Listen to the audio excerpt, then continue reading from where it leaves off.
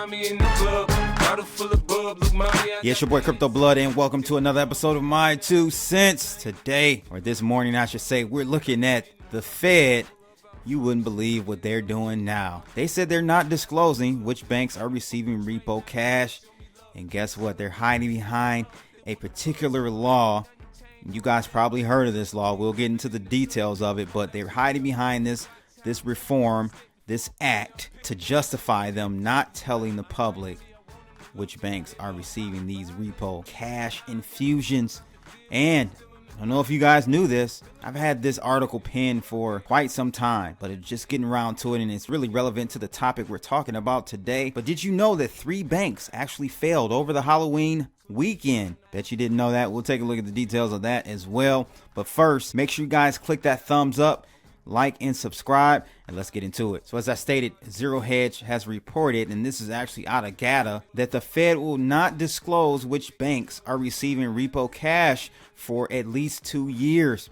So let's take a look at what is going on here. If you want to know which investment houses have been getting the infamous repo loans from the Federal Reserve Bank of New York in recent weeks, well, as GATA has recently stated, you'll have to wait 2 years according to a letter received from the bank today in response to GATA's request for the information. The delay, the New York Fed says in its letter, is authorized by the, guess what, Dodd-Frank Wall Street Reform and Consumer Protection Act. Of course, see guys, what you have to understand is, and I've been saying this for the longest, it doesn't matter if there are rules, regulations, things they are or aren't supposed to do. They just move the goalposts. That's all they do, is that simple.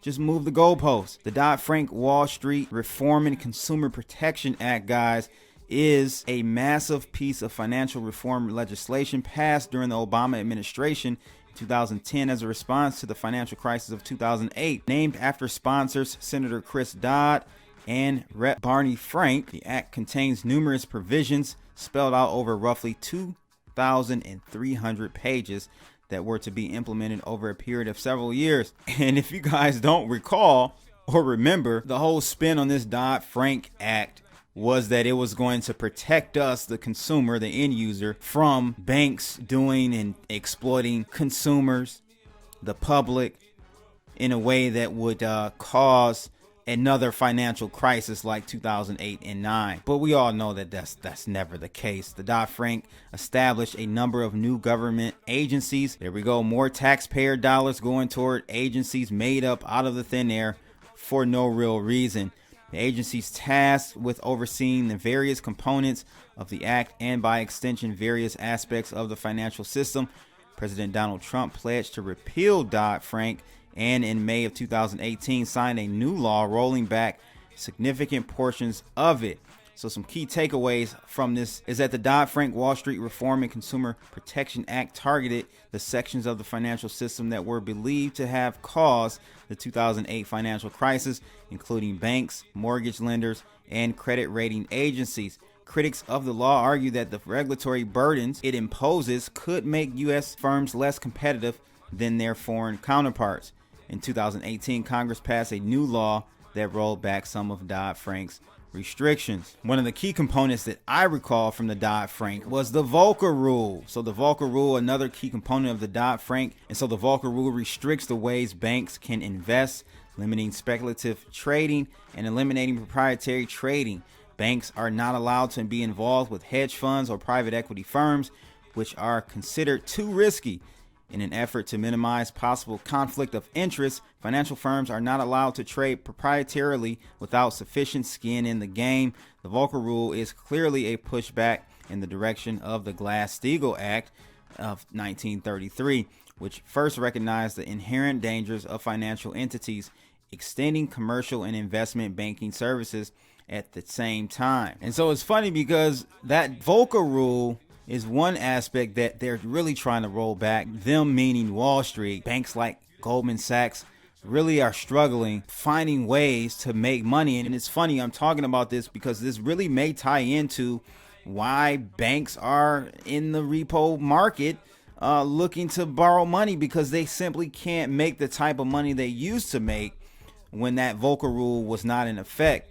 They were able to go out there, make risky trades in equities, in FX, all types of stuff they were able to do. Very complex financial instruments, stuff way above my head, but they were able to do that and make tons of money.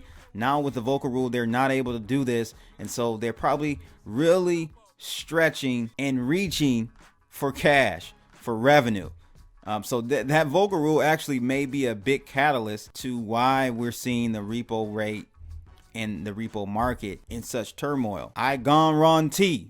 In 2020, you'll probably see more of that Volcker Rule peeled back as well. But the Zero Hedge article goes on to say, perhaps more interestingly is the New York Fed's letter signed by Corporate Secretary Sean Elizabeth Phillips contends that the bank is exempt from Federal Freedom of Information Act, but tries to comply with its spirit. Such a claim of exemption was not made by the Federal Reserve's Board of Governors during GATA's FOIA lawsuit against it in 2011, in which GATA sought access to the board's gold-related documents.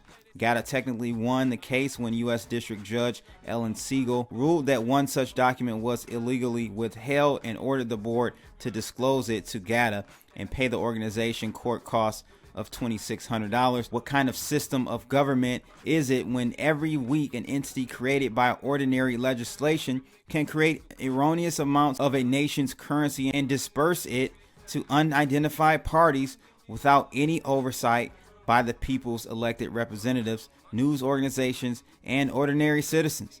It sure does sound like the land of the free and the home of the brave. But here is the PDF that the corporate secretary sent out. Dear Mr. Powell, this letter is in response to your letter received via email on October 15, 2019.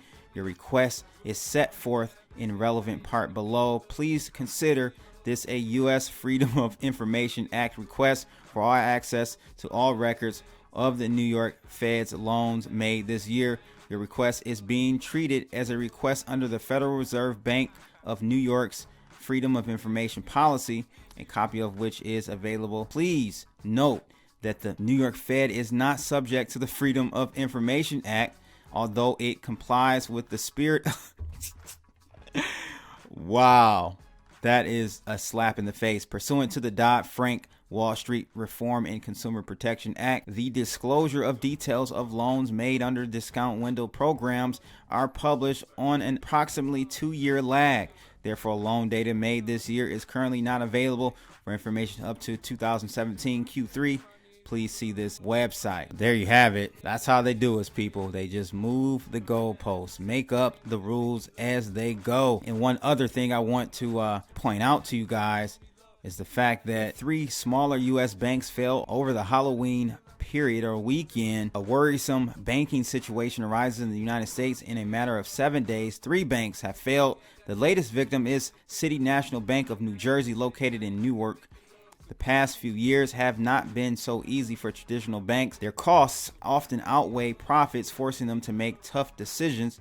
Those who simply cannot improve or innovate will ultimately meet their demise. In the U.S., 3 different banks have been shut down in the past week, a very worrisome trend, albeit none of them are big institutions by any means. City National Bank of New Jersey was shut down by the Office of the Comptroller of the Currency. At the time, the institution had over $120.6 million in assets and $111.2 million in deposits. The bank's 3 branches will continue to serve customers moving forward. That is made possible thanks to Industrial Bank in Washington, D.C. This latter institution agreed to purchase the assets of City National and assume all of the bank's deposits. A risky move, albeit it will offer some relief to the affected parties. According to the ODD, the bank suffered from substantial dissipation of assets and earnings. The agency claims the bank's operators committed unsound practices without going into further details. City National also allegedly failed to submit a capital restoration plan. So in late October, 2 other banks in Ohio and in Kentucky also failed. This further confirms the current landscape in the United States may force more institutions to merge in the near future. There you have it. These are the small things you have to pay attention to, guys. Normally, a leak doesn't start out a huge crack. Usually micro cracks that slowly build, slowly get bigger, and finally the dam breaks. So it's very important that you guys keep an eye out for these types of things, and I'll make sure I report on anything I see come across my desk. But the cracks are starting to form, and I have to be honest, I'm not a fear-mongering type of channel at all. I just simply state the facts. The fact is that there are banks that close down all the time, okay? But it is something we should pay very close attention to at this very juncture, simply because the repo markets are crazy right now. And some banks, we don't know which ones, are getting loans every night to cover their expenses for the next day. So pay attention and be proactive when it comes to this. Have some cash on deck in your safe. I'm not going to even say have more gold. I say have more cash on hand in your vaults, in your safes, because the common person has no clue what the value of gold is. You'll be wasting your gold, selling it or bartering it with people who have no appreciation for the value of gold.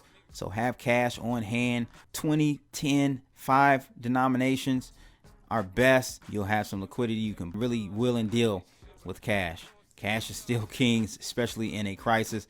Don't let anyone fool you with any other suggestion. Cryptos are good as well.